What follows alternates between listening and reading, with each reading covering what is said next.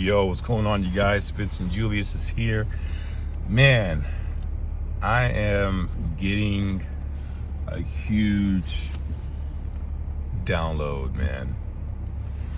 Now, what I'm going to talk about is not a secret. It's very in our face. It's just a lot of us didn't grow up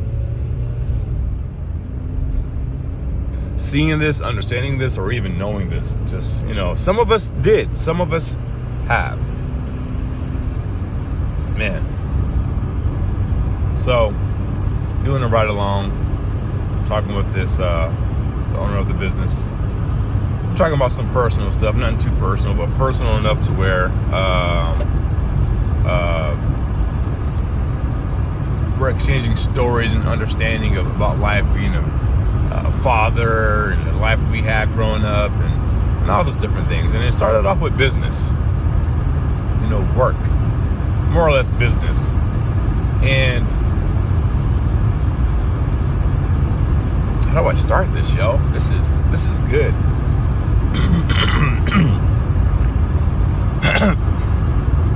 I'll start off with this question.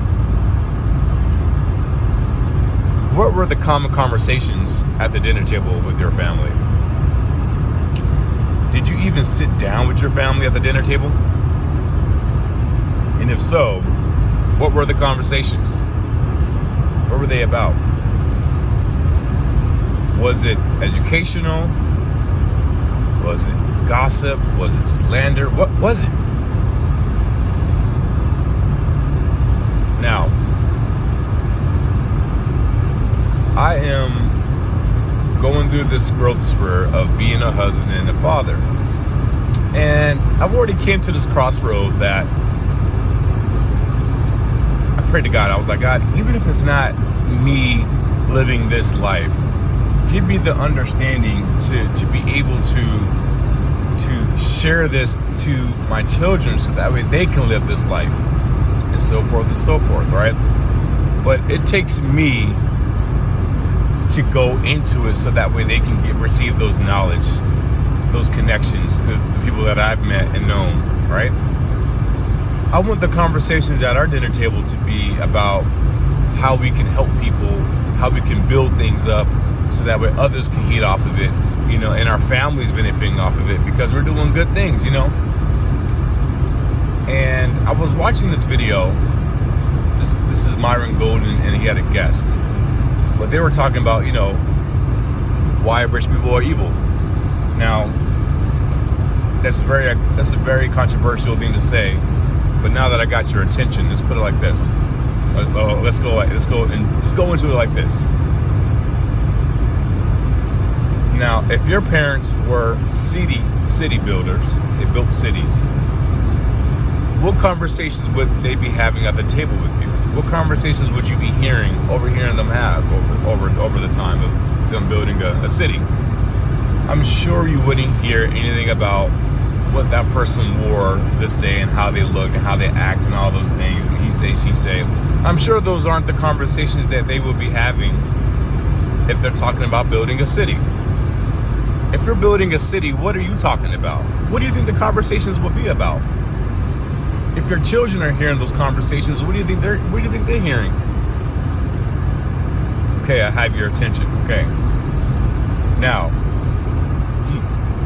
this man, the guy I rode along with, he said something to me that really gave me like a refresher, and also okay. And I understand even more so, and this sunk into me a little deeper because I already kind of came to this crossroad. But you come to a crossroad, sometimes you don't cross it yet. You're just still at that crossroad and you kind of put it on the back burner or whatever, right? But he said, I think some things are generational. I think it may not be you, it may be your kids that's going to be the one that's going to experience that thing that you're setting up. The thing that you wanted to do, they're going to be doing. And so he gave me an example. He said that he used to wrestle in school only for 2 years and his son's doing it now. And, it was just different on how it was for him growing up wrestling, and that was it, But his son now, he's at the level where he's only I think 8, I think he said. He's still a kid. But he's at the age now where, or the maturity and discipline point where he can teach another kid on he can coach him through the thing that's going on and help him through it, right? His father, the guy I rode along with, didn't have that. He just did wrestle. So in this case, his son is now at the level where he can teach somebody and then send them out to their actual coach and they learn more, right? So that means later in life, his son could be a coach for wrestling potentially later on, whatever the case. But do you see how things are being set up though? It may not work for you, but it may be working on you and through you for your children. So what conversations are you having at the dinner table? What are you actually instilling into your children? Are you instilling in them to be a worker for life? Are you instilling slander into them because they're hearing slander all the time? Are you talking gossip all the time?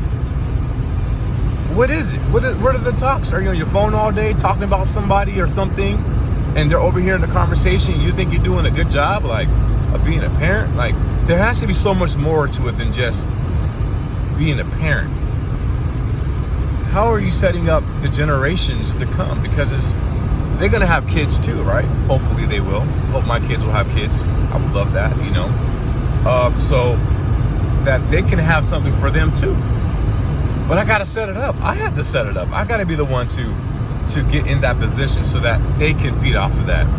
I have some family members that their kids are doing the things that their parents probably wanted to do, but their kids are doing it now, right? It didn't mean the parents weren't around for it. I'll tell you this one. One of my family members, he's a retired air traffic control tower. I think that's one, air traffic control tower supervisor. He retired, right? I think he was doing it for like 30-something years. I gotta ask him again. But his son is a pilot, right? So he more than likely, because of what he's done, my cousin, what he's done has led his son into that field.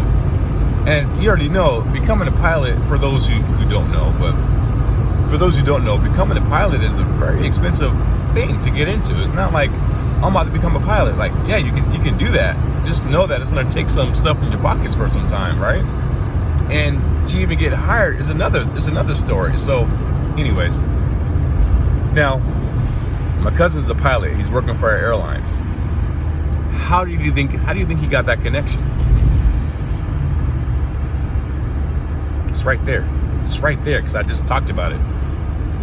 It was set up for him because his father was in the right place, the right time to connect and know all these different people and have the ins and outs and everything. So now if his son needs something, or daughter, he can grant him that. Hey, I know somebody. Here's this, call this number. Do this, do that, right? What are we doing to set up that connection for our kids? Now, I can't get on you about that. I'm just planting the seed so that way you can think about this, okay?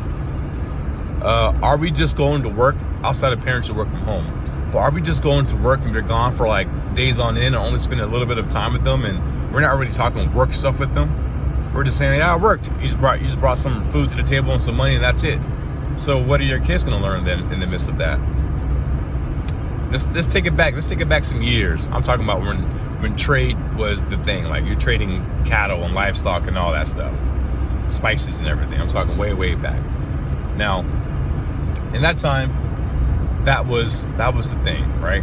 The kids grew up seeing these things. They grew up doing those things. So they end up repeating those things, right? And they had their own type of work and everything, but for the most part, people would do the same thing. They would repeat what their parents have done. And they made their own agriculture. They ended up having their own livestock, and they started trading livestock so that way they can make their ends meet, right? So they did what the parents did. It's the same thing now, but the connection was different. I'm pretty sure they learned differently about family, unity, discipline, all those things. I'm pretty sure they learned something a little bit different, right? In this day and age, it's a lot has changed because we have access to so many different things and stuff, and it really does come down to the parent instilling into their child what they should do. Now, I can already hear some people saying, I'm not going to shit on my kids. Well, the world's going to shit on them, so why won't you shit on them? Just saying, that's going to happen. The world's going to say, you should do this, you should believe this, you should think that, you should do that, The parents should do those things because it's the parents' job, period. And that's something my cousin told me early with my firstborn. He's only one. I'm still early in this game, but I understand this much, that it's my job to instill in my child the things that I've learned and applied, and the things that's virtuous and that's right, that's righteous, that's pure, onto him or them, so that way they can repeat it and make it better. It's my job. It's not the school's job. It's not the world's job. The world and the school are going to shit on them all day. And for parents who wants to do that, hey, that's for you. I do hope it works out for you, but you got to see the fruit of it all. You've been in school. What did the school shit on you? You've been working. What does the work shit on you? You want that for your kids? Then figure it out. Simple as that. That's all I'm saying. That's all I'm getting at. I'm just saying, what are the conversations that you are having at the dinner table with your kids? What are they hearing? You think if you're not talking to them directly that they're not listening? They pick up their dialogue and their intellect from you, from us. They do, period. They speak like you, they sound like you, they almost think like you. They just about do. But is it a better version of you, or is it the same duplicate version of you? Now, for parents who are already doing this, you tell me how your kids are becoming. Are they learning more from you? Are they becoming more disciplined from you? Are they becoming more intellectually connected because of you? You know what I mean? Are they actually becoming greater because of you? I want to know, because what we just talked about, I'm pretty sure this is how it's supposed to be for parents. We're supposed to set it up for our children's, right? So, what is it that you are doing to help build the next generation? Because it might be too late for you. It might be too late for me. And I'm okay with that. You know why? Because now I get to set it up and see it happen. Hopefully, God says the same. I want to set it up for my family's family and my generations and generations, kids. I want to set it up for them so that if they have the option to set things up the way that they want to, in a way that's good for others. You know, they have this option to have wealth. Wealth is for us all. We all can have options for it, but some people don't really care, don't know how, don't have the tools. Listen, we are in the day and age of the internet. The knowledge is all there. The wisdom comes from application of the knowledge. The knowledge is there, the information is there. So go online and look at some videos on how to. Learn some things. You probably won't get it right away. If you do, then hey, you got a smart brain there, okay?